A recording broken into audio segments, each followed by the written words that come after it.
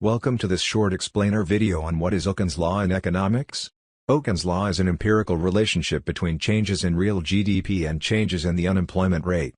The law states that for every 1% increase in the unemployment rate, there is a corresponding 2% decrease in real GDP.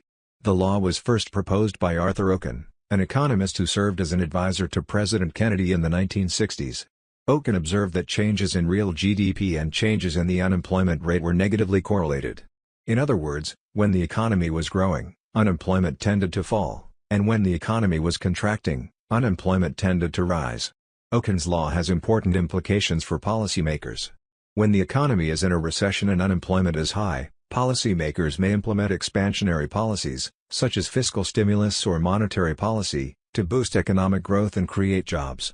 Conversely, when the economy is overheating and unemployment is low, policymakers may implement contractionary policies, such as raising interest rates or reducing government spending, to cool down the economy and prevent inflation.